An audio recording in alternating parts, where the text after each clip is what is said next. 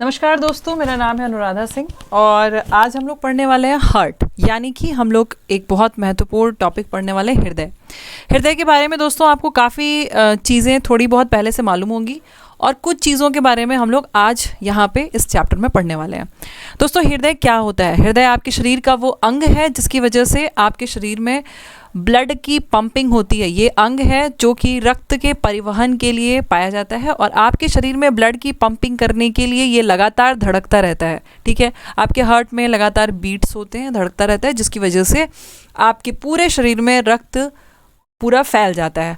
अब बात आती है यहाँ पे कि किस तरीके से रक्त को ये पंप कर रहा है, इसका क्या मैकेनिज्म है। इसके लिए हम लोग बहुत ज़्यादा कंफ्यूज होते हैं। तो सबसे पहले हम लोग ये जानेंगे कि आपके हृदय की सिचुएशन क्या है, कहाँ पे वो मौजूद है। ठीक है दोस्तों, यहाँ पे आपको एक फिगर दिखाई दे रहा है, आप यहाँ पे ध्यान से देख सकते हैं।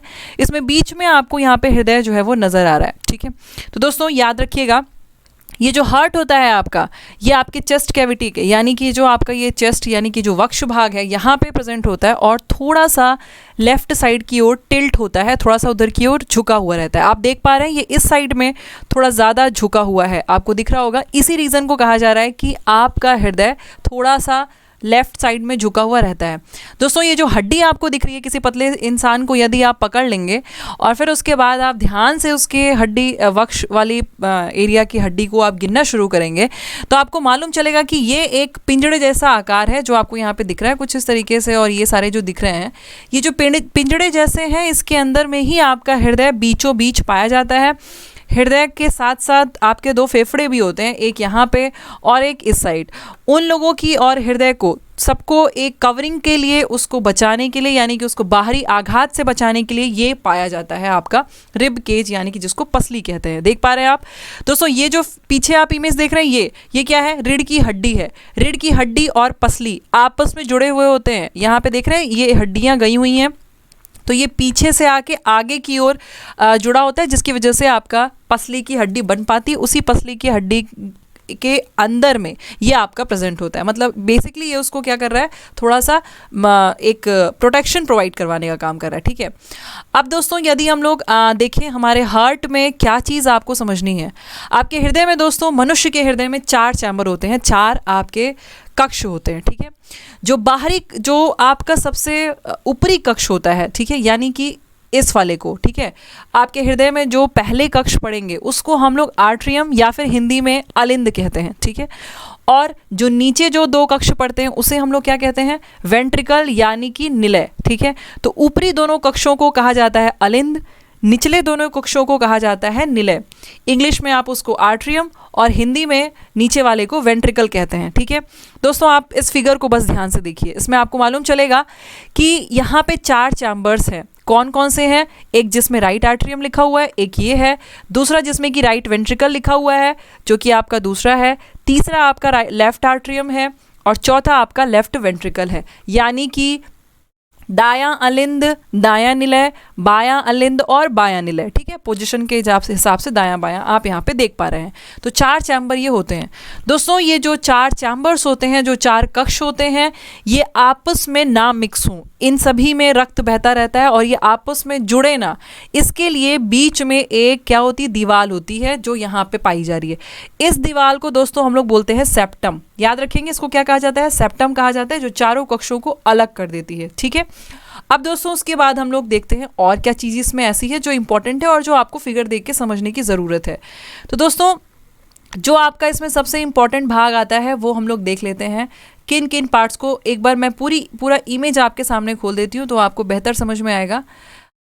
यहाँ से वापस से चलते हैं, मुझे लगता है इमेज काफ़ी नीचे है। ठीक है, तो देखिए ये है हिंदी में ये दिया हुआ है कि किस तरीके से आप किस पोर्शन को क्या कहते हैं। ठीक है, पर इसमें सारे ऑर्गन्स के, मतलब सारे पार्ट्स के नाम नहीं लिखे हुए हैं, इसलिए हम लोग ऊपर वाली इमेज पे वापस से चलते हैं।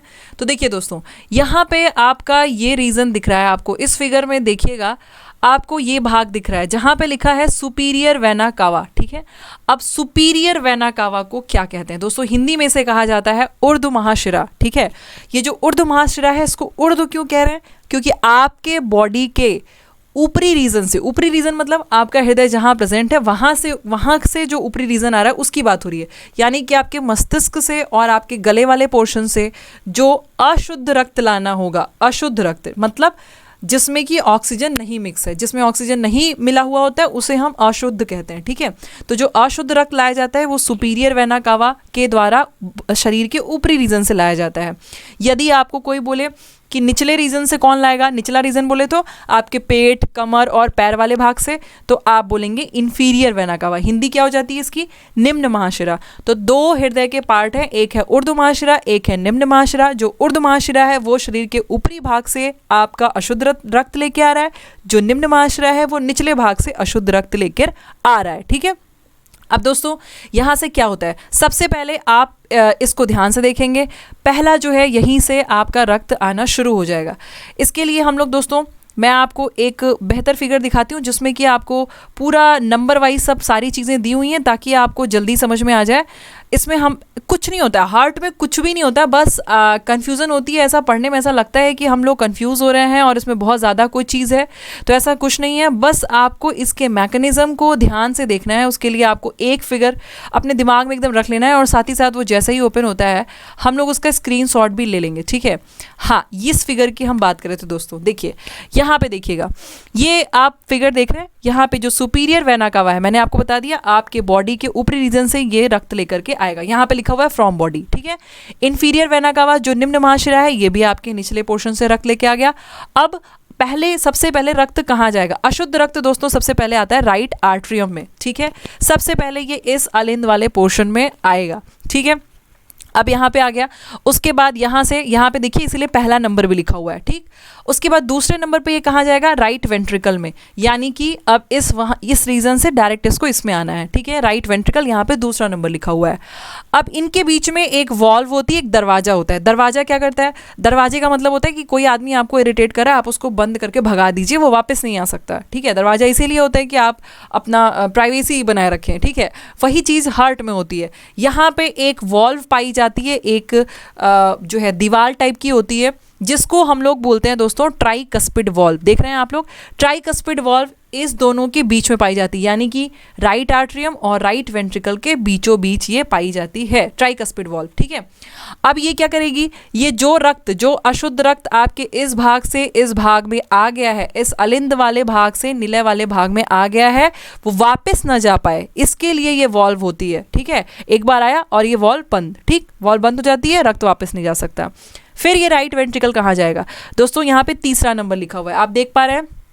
अब ये राइट वेंट्रिकल क्या होगा, राइट वेंट्रिकल से जो आपका रक्त रहेगा वो जाएगा आपके पल्मोनरी आर्टरी में। इस भाग को दोस्तों, जो ये वाला पोर्शन है आपका पर्पल कलर का, इसको हम लोग कहते हैं पल्मोनरी आर्टरी, ठीक है, जिसको हम लोग कहते हैं पल्मोनरी जो है इसको धमनी कहते हैं। आर्टरी का हिंदी धमनी हो जाएगा ना, तो इसको हम लोग पल्मोनरी धमनी कहते हैं। तो ये उसमें जाता है, ठीक। तो तीसरा पोर्शन इसका ये है। अब यहाँ से जब ये गया तो आपके लंग्स में चला गया, यानी कि आपके फेफड़े में चला गया। फेफड़े में क्यों गया, क्योंकि फेफड़े का ही काम है अशुद्ध रक्त को शुद्ध बनाना, ठीक है। जो आपका प्योर ब्लड है, इम्प्योर ब्लड है, यानी कि अशुद्ध है, जिसमें कि ऑक्सीजन नहीं मिक्स है, उसमें ऑक्सीजन मिक्स करेंगे और वापस से आपके हृदय में भेजेंगे।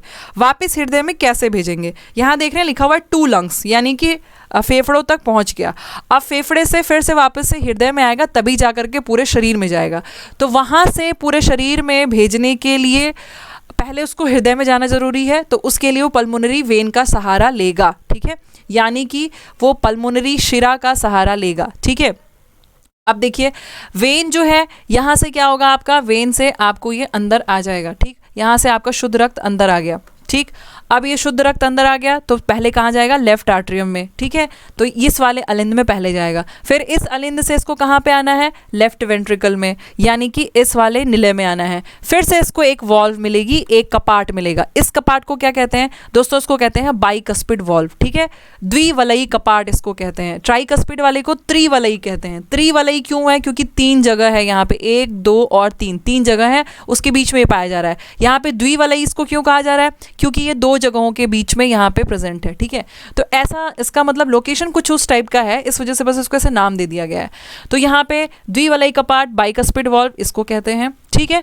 अब उसके बाद दोस्तों जैसे ही लेफ्ट वेंट्रिकल में आया, अब इसके बाद 7वें नंबर पे गौर करिएगा। 7वें नंबर पे क्या है आपका, फिर से एक वॉल्व आ जाती है।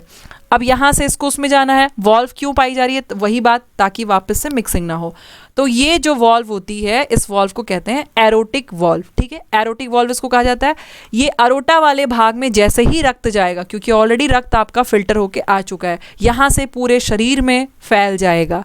बात समझ में आई, पूरे शरीर में अरोटा से फैल जाएगा, बस इतना ही है। यही होता है दोहरा परिसंचरण तंत्र, इसी को कहते हैं आपका डबल सर्कुलेटरी सिस्टम। ये अरोटा पूरे शरीर में रक्त को पंप कर देगा। अब दोस्तों आपको इसमें से हम क्वेश्चन दे रहे हैं, आपके सामने फिगर खुला हुआ है, आपको कुछ नहीं करना है, बस आपको मेरे क्वेश्चन का आंसर कमेंट सेक्शन में इसको पॉज करके करना है, ठीक है। आप मुझे सबसे पहला ये बताइए कि चारों कक्षों को अलग करने वाला जो एक वॉल है उसको हम लोग क्या नाम देते हैं, ठीक। तो आपको वो बताना है जो मैंने पहले ही बता दिया। दूसरा आप मुझे ये बताइएगा कि शरीर के ऊपरी भाग से और निचले भाग से अशुद्ध रक्त लाने का काम कौन करता है। ये इमेज देख के अगर आपने ये आंसर कर दिया तो समझ लीजिए कि आप इस कॉन्सेप्ट को समझ चुके हैं। बस आपको नाम याद करने में अगर मान लीजिए 1-2 बार टाइम लगे तो उसमें लगेगा बस, ठीक। अब मुझे बताइएगा टोटल कितने वॉल्व आपके प्रेजेंट होते हैं, कितने वॉल्व हैं जो कि हृदय में पाए जाते हैं, 2 या 4, ठीक। उसके बाद आप मुझे तीसरा क्वेश्चन ये बताएंगे, आपके शरीर में शुद्ध रक्त को पूरे बॉडी में पंप करने वाला कौन सा पार्ट है आपके हृदय का। बस फिगर को ध्यान से देखिए और मुझे आंसर करिएगा, ठीक है। उसके बाद आपके पास जो क्वेश्चन है दोस्तों वो ये है कि पल्मोनरी आर्टरी और पल्मोनरी वेन में से शुद्ध रक्त कौन कैरी करता है। मतलब ऐसा कौन सा भाग है जो ऑक्सीजन घुला हुआ रक्त को कैरी करके आपके हृदय में वापस लेके आएंगे, ठीक है। और अशुद्ध रक्त कौन कैरी करता है, यानी कि जिसमें ऑक्सीजन नहीं मिला हुआ है, वो कौन कैरी करता है, ये भी आपको बताना है, ठीक है। इंग्लिश हिंदी के कॉन्सेप्ट में परेशान मत होइएगा। जो हिंदी वाले बच्चे होते हैं वो ऑलरेडी स्मार्ट होते हैं, उनको समझ आता है कि हिंदी क्या इंग्लिश क्या। फिर भी मैंने बहुत कोशिश की है कि मैं आपको इंग्लिश वाले शब्दों से को बता सकूं, ठीक है। अब दोस्तों उसके बाद आपको ये सारे क्वेश्चन के आंसर यदि आपने कमेंट सेक्शन में सही सही कर दिए और इस फिगर को आप स्क्रीनशॉट लेके अपने मोबाइल में रख लेते हैं, तो आप बात मानिएगा मेरी, जब जब आप ब्लड सर्कुलेशन पढ़ना चाहेंगे, जब जब आप रक्त परिसंचरण पढ़ना चाहेंगे और आपको लगेगा कि आप भूले हुए हैं, तो बस इस इमेज को देखिएगा और मेरी ये वीडियो देख लीजिएगा, आपको पक्का से वो सारा कुछ याद आ जाएगा। ये आप लोग दोस्तों इसको ध्यान से एकदम याद कर लीजिए, ठीक है। तो चलिए दोस्तों, थैंक यू सो मच इस वीडियो को देखने के लिए, और वीडियो पसंद आएगा तो बिल्कुल लाइक कर दीजिएगा और अपने दोस्तों के साथ शेयर कर दीजिएगा, ताकि दोहरा परिसंचरण तंत्र जैसे टॉपिक में किसी को भी प्रॉब्लम ना हो। ये बहुत आसान है, सिर्फ आपको ध्यान देना है, एकदम कंसंट्रेट होकर इसको पढ़ना होता है, कुछ भी नहीं होता है इसमें, ठीक है। थैंक यू सो मच, मिलते हैं अपने दूसरे सेशन में। Okay bye.